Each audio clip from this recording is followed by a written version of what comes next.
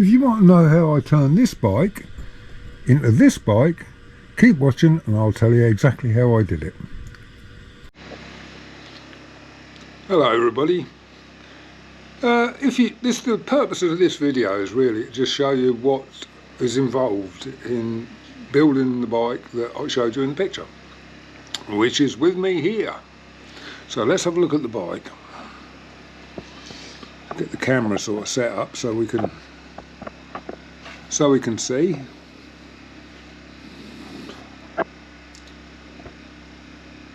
That's better.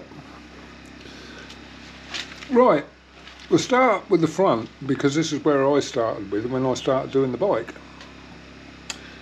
I think most of you will know that the Interceptor had a 18-inch front wheel. Well, I didn't like the look of that just because it was an 18-inch wheel. I like a 19-inch wheel. So I chose the classic 350 wheel. And unless I say otherwise, all the parts that I'm showing you have been bought brand new from Royal Enfield. So it's a brand new wheel. Everything is brand new. Everything. If it's not brand new, I'll tell you it's not brand new. But I think everything is brand new on it. So I wanted a 19-inch wheel, and I wanted a chrome rim because none of the 650s came with chrome rims. Not the Interceptor, the Continental GT, the Classic, the Bear, the Super Meteor, and any others that you can think of. None of them have chrome rims, and I wanted chrome rims. So I bought the wheel, and I bought the fork legs, brand new, and a pair of fork legs, and I assembled the fork legs onto the wheel. It was a bare wheel when I bought it.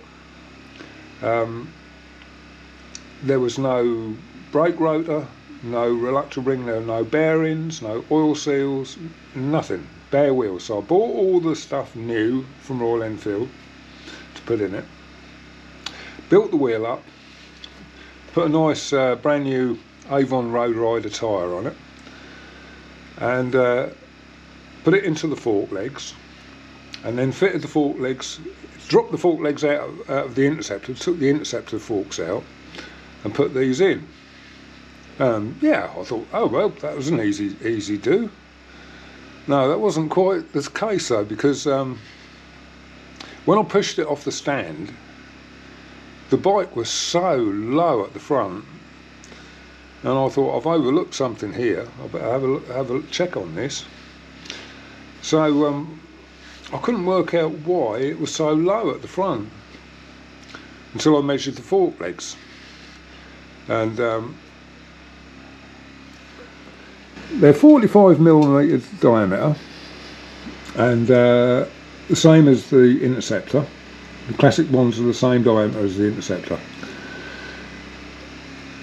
But when I measured them up, the classic 350 forks were just over 3 inches shorter than the Interceptor tubes. So I thought, and I wasn't in the mind to start welding things onto the top of it to get their length back again. So I thought, well, right, well, I had to have a think about this for a little while. And I thought, right, okay, well, I'll just take the fork tubes out of the Interceptor, and I'll put them in the classic 350 sliders, which are these, obviously. Now, I thought that's going to be an easy sort that out, just change the tubes over. Oh no, it's not quite as simple as that. The classic 350 sliders, these, are very different to the ones in the Interceptor. The damper rods inside these are different to the Interceptor ones. They're shorter, and the Interceptor ones are longer and fatter. The classic ones are fatter, but the Interceptor ones are slimmer but longer. Oh, I thought, oh dear, so what do I do here then? which ones have I got to use? Well, the tops of the damper rods are again different to the Interceptor ones. So you can't use the Interceptor fork tubes in the Classic 350 sliders. So I had the forks all apart, took all the seals out and everything else, and had a look in there, got all the damper rods out. I stripped the Interceptor forks out and got all the rods out of those, damper rods out of those. And I was looking down there with a torch, and there's a stop inside these, which is when you bottom the forks out, the fork tubes will hit this stop and won't let it go any further. Well, on the Classic 350s, I've done some serious braking with that, emergency braking. Well, I've got the ABS come on. You cannot bottom the forks out on that. I can't anyway. So I thought, well, the damper rods didn't protrude far enough in the Classic 350 with the Interceptor legs. So what I had to do is both legs, I had to make a boring tool, which is just a circular piece of bar, just cut off end of it, that would just fit inside the fork legs, with a lathe tool set in the end of the disc, and then that was welded onto a piece of bar and square bar, which was then my boring tool. I haven't got it here. I've got it. It's still on the lathe. So I could actually bore these out. So I chucked these up in the lathe and turned those collars out, which allowed the Interceptor springs, which are much shorter than the Classic 350 springs. These are long, great long things in the Classic 350s. The Interceptor's got short springs and a big spacer. So I machined those off, and then I thought, well, what am I going to do with the damper rods? I'm going to have to do something with them. So I cut both pairs, both the Classic 350 ones and the Interceptor ones. I cut them all in half, and I calculated the length I needed, and I welded the top half of the Interceptor damper rods onto the bottom half of the Classic 350 damper rods. Made a nice job, ground all the welds up and everything, and I'd made them slightly longer to accommodate for the shorter springs in the Interceptor. And then I assembled it all, and it worked okay. But it worked okay up to the point where fitting the fork caps on. These fork caps. I was trying to press down against the spacer and the spring, and there are ever such fine threads in there. And if you're trying to get pressure on it and keep these threads square and get them started, it was almost impossible, and it was too much preload on them. So I cut 2 coils off the Interceptor springs, 2 coils, and I reheated the very top of them and curved those in so they were finished off like the original ones were. Then I could get the caps on. Still had to struggle, but I still got the caps on. So that was the front end, pretty much sorted. So obviously I bought a new Classic 350 front mudguard, because there's no way that you can get the mudguards onto the Interceptor legs, because there's no mudguard mounts, there's no stay mounts here. There. Or there. Yes, I could have cut some bits off and welded them onto the, but I didn't want the Interceptor ones were black, and so was the wheel rims, and I didn't want the black. I wanted the aluminium, so that's what I did. Let's see if the camera's still pointing roughly somewhat. Yeah, it is, yeah. So, new mudguard, which came bare. So then I had to wait for a week or so to get the mudguard stays and the fasteners and everything else. And I needed a brake rotor back there, and I needed the reluctor ring which works the ABS, and also the speedo drive.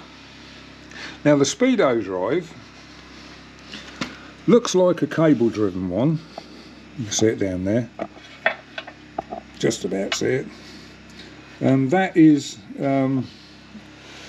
it's just a sensor and a magnet, and I had to scheme that onto this side of the Classic 350 wheel, because the Classic doesn't have this at all. So that meant cutting a slot in the hub for the teeth of the drive to actually fit into,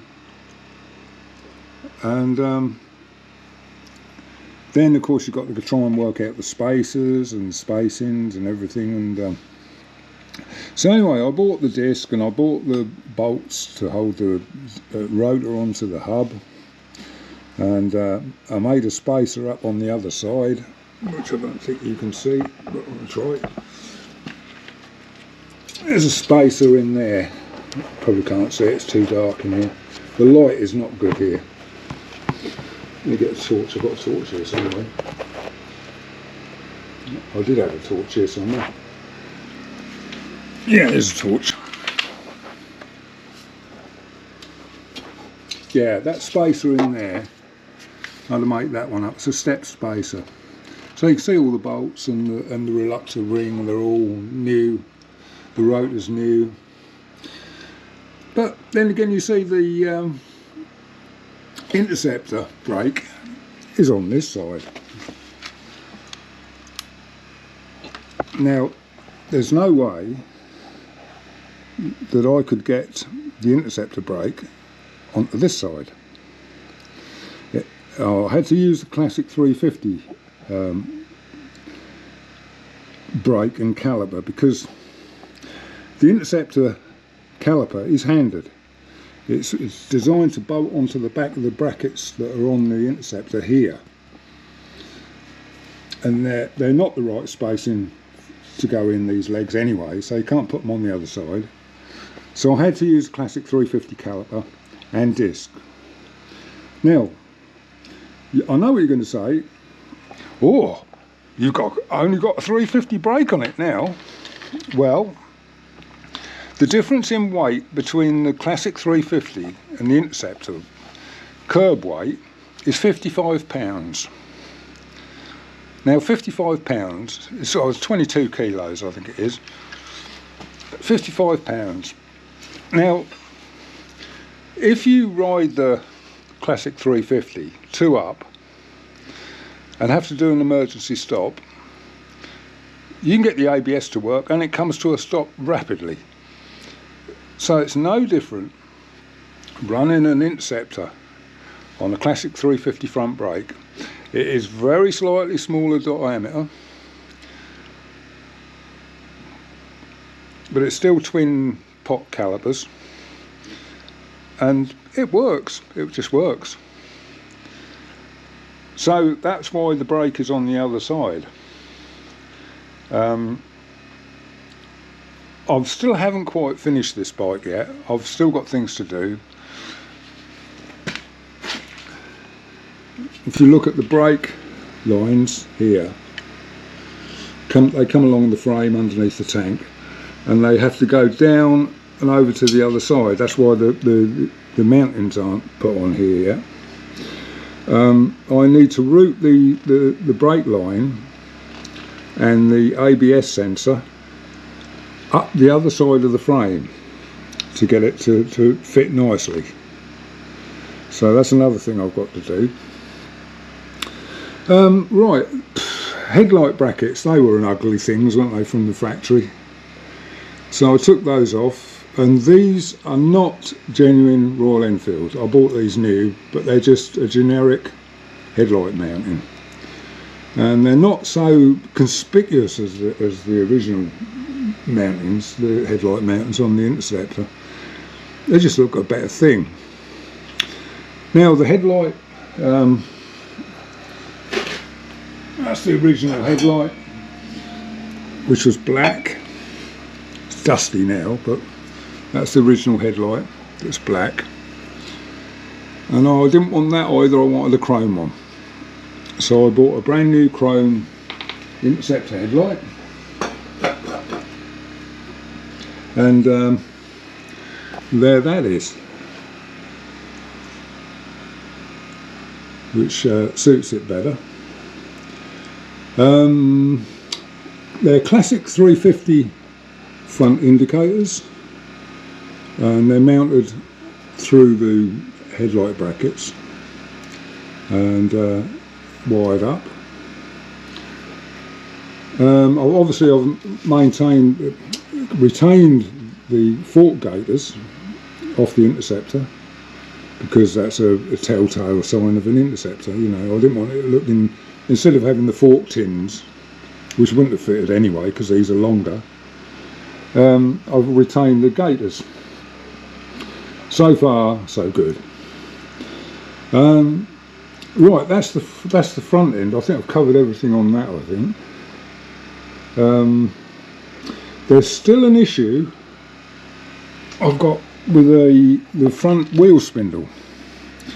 There's something not right with this. It arrived in a Royal Enfield bag, genuine part number was right and everything, but it does not fit. The diameter of this is not right for these forks. It fits everywhere else, but it does not fit in here. You can actually get it to move. Can you see that moving? The fork doesn't clamp onto it.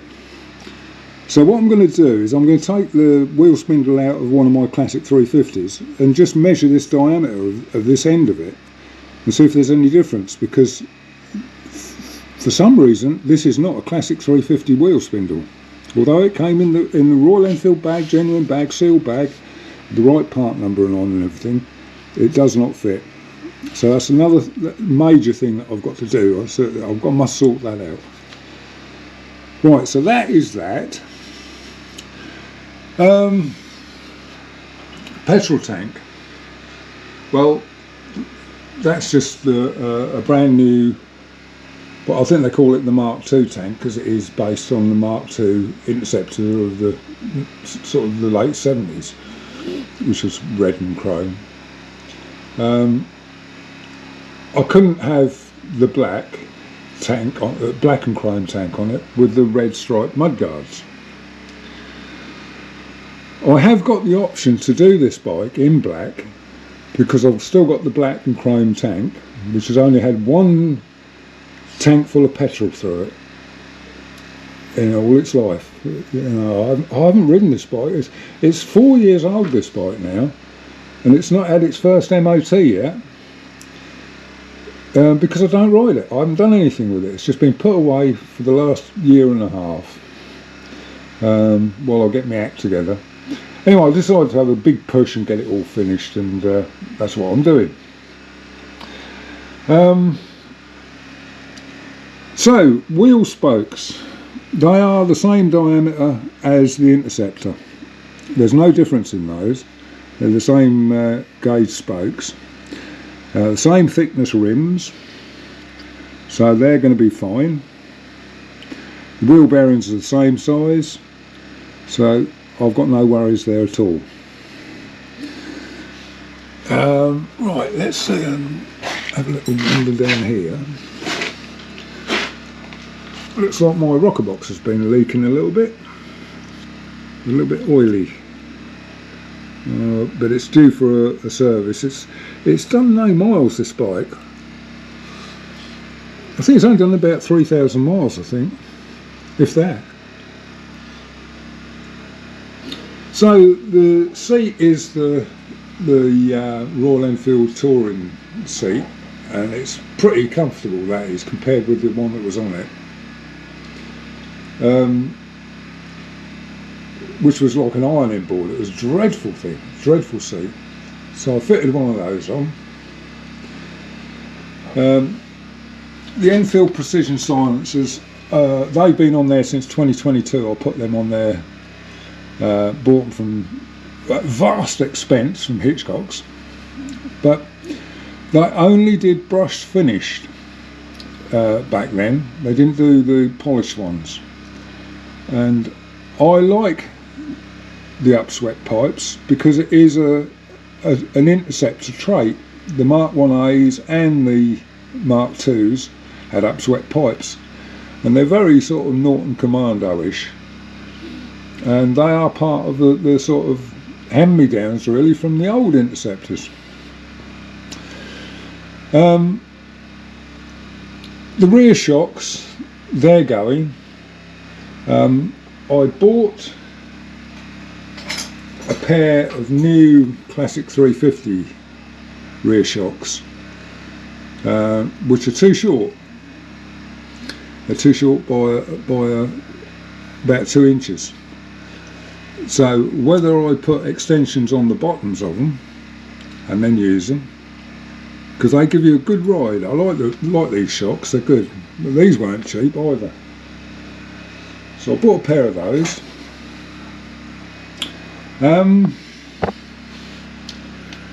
The rear mudguard is a standard 350 classic rear mudguard.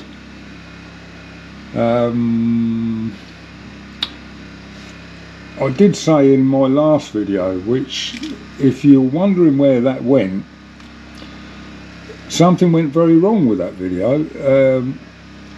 After half a day after uploading it, it fell flat on its face and it didn't get any views, and I lost 15 subscribers off that video. When I looked to see what the video had generated in subscribers, it was minus 15. So I don't know, so I deleted it. I thought, then I started getting the sarky comments as well, and I've got better things to do than sit there deleting comments. So I thought I'd delete the video, and that's it, job done. It made no difference to me. So that's the rear mudguard. This part that's missing here, because the mudguard is short, they're all short on the 350s.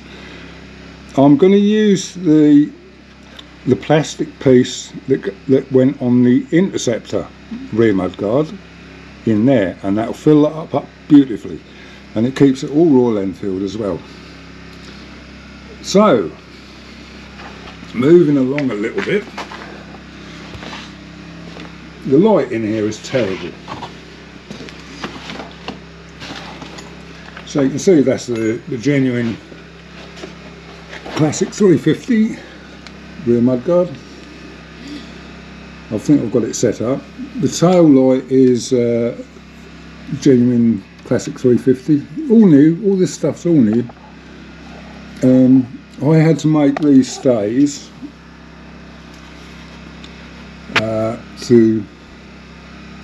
it's actually bolted underneath the seat tube. This has been shortened by about 2.5 inches because it came back here somewhere on the Interceptor and went through the tail light, which was up here, and I haven't put any paint on that yet. I've got to put a bit of paint on there.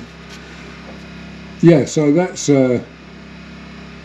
been shortened, and I thought, ooh, well, that means I've got to cut the frame, but there you are, it's only cutting 2 inches out of it, and I sleeved it and welded it up. So, rear wheel, Classic 350 rear wheel. Now, I had no idea whether this would fit an Interceptor or not, but I got the back wheel out of the Interceptor and I got it next to this one. But this came just as a bare wheel, no tyre on it or anything, no bearings. So I got all the bearings when I got the front ones, and I took the sprocket carrier out of the hub on the Interceptor and all the cush drive rubbers, and I was absolutely amazed that the cush drive rubbers fitted straight into the 350 hub. And I thought, well, if they fit, the sprocket carrier should fit. So I fitted the Interceptor sprocket carrier straight into the 350 hub. That was just made for it. It's no difference in the hubs. Again, the spokes are the same gauge as the original spokes on the Interceptor. And on this side, we've still got the Interceptor caliper and the Interceptor disc, because they all fitted on as well. So that was a no-brainer. That just got sorted.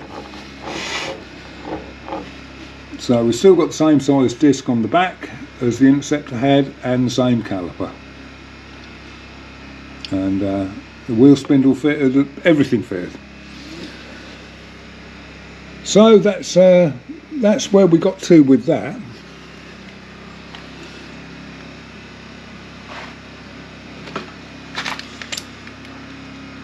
But I am definitely changing the rear shocks, and I'm also moving the footrests further forward to about there, just to give you a bit more of that sort of more upright.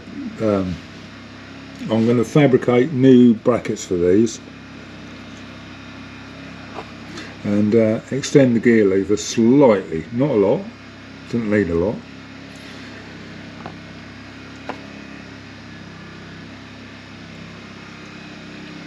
And that's about it, I think.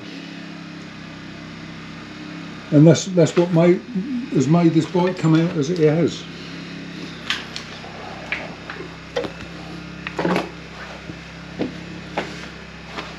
There's a glimpse of my next project there. It's another Interceptor engine. That's 2022, same year as this. The engine number is less than 1,000 different to the one in this one. But that's going in my next project. Anyway, that's got nothing to do with this, so we shan't cover that.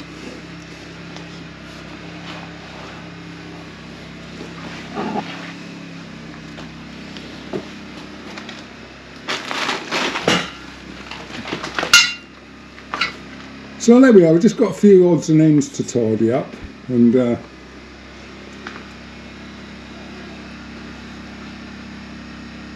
I'm having to work on it in this shed because the other ones are all chock-a-block with stuff, bikes and that. So this is my little out of the way sort of shed.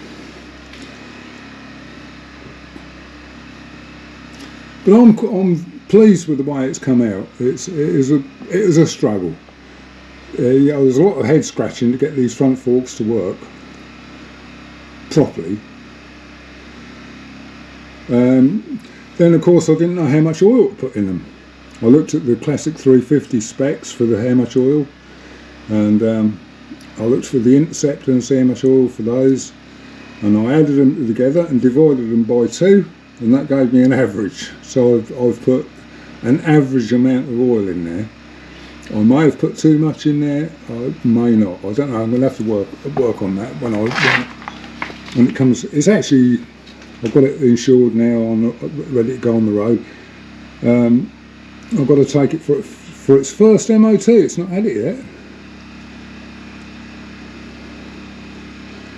But it just makes a very different bike. But it underneath it all, well, from here backwards, it is still an Interceptor 650. But it's different to everybody else's, and that's what I wanted, really. I just didn't want... It was a bit bland and boring, I think, as it was black. It's not going to be any different to ride.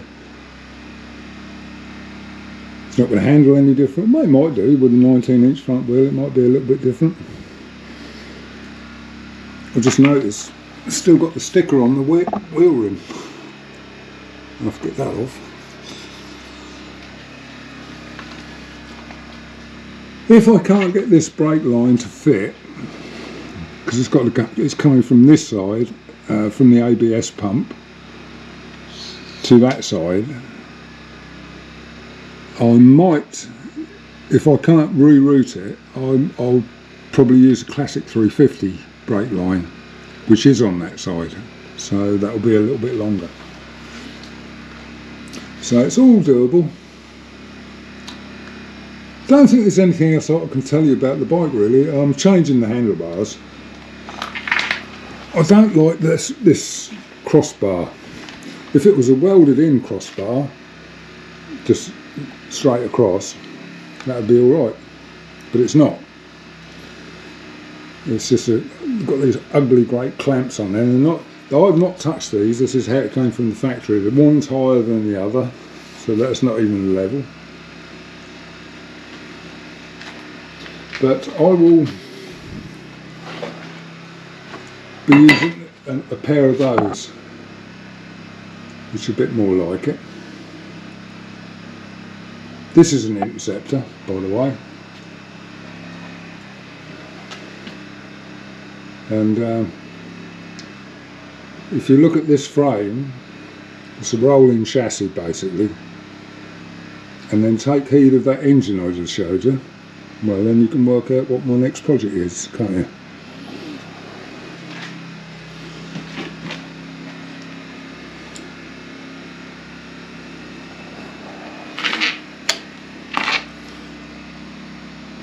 Yeah, I've got all the indicators working. The rear ones aren't wired in yet, so that's another job I've got to do. Just put the link wire in from the harness to the rear light. So there you are. That's how I built it. It's quite a thing, really. I like it a lot more now to look at than I did before. But it was a lot of hard work. And a ton of money. I mean, the amount of money I put into this is, I don't know how much it is. Like I said in the last video, I stopped counting after it got to £2 grand. I mean, if you wanted to build a bike, a complete bike from parts, brand new parts, it would cost you 2.5 times what the bike would have cost. That's the markup on spares, isn't it? So that's about it really. The next video, it will be out and about on the road. We've still got frosts and that, and freezing weather, and not the time to be taking a chrome bike out for sure. If I stop salting the roads, I might be inspired to, but I'd rather just spend the time and get it finished and get it all fettled. But I wanted it to look like it came from the factory like this. It's funny because earlier on I was looking at some pictures of the classic 650. They're just chalk and cheese to look at compared with this one. Very, very different. But there we are. You know, I mean, if I've done this with Royal Enfield parts, I'll say it's only the headlight brackets that aren't Royal Enfield. How hard would it have been for the factory to have done this exactly this, and built something that, you know, that just called it a classic Interceptor, or I don't know, call it whatever you like. But if they'd have brought it out, I would have got rid of the black one, this one, and I would have traded it straight in for one of these. But they didn't, so I had to build my own. So that's what you have to do, isn't it? All part of the fun. I know a lot of people that have got Interceptors, they start tuning them and all the rest of it. This one's got a DNA air filter in it, I've put in. It doesn't roar like it did in the classic 350, the house in green one, when that had a DNA filter in it, which I took out. Couldn't be doing with a roar from it. But this one doesn't roar like that. And I know people are changing out silencers and downpipes and stuff like that. if you've got a pair of these standard Interceptor downpipes and you're looking for a home for them because you've replaced them with the ones without the cat in and all the rest of it, I could be your man. I'm looking for a pair, and I don't want to buy them brand new because there's no point. They're basically to go on that other engine. There's a lot of things I've had to buy for that engine. I can't get it to run without the wiring loom, the ECU, the clocks, and it needs the oil cooler as well, which I've ordered. That's on its way, and the regulator rectifier. And that should be enough to get that running. But when I bought that engine, I was going to put carburetors on it, and then I suddenly thought, well, hang on a minute, it's got the throttle bodies on there. Why would you want to go to carburetor? It's all there. You don't have to do any of that. Just get the right wiring loom and the bits you need, and then you can run it, and it'll be fuel injection, and so you'll get the economy out of it. So there we are, a project for another rainy day.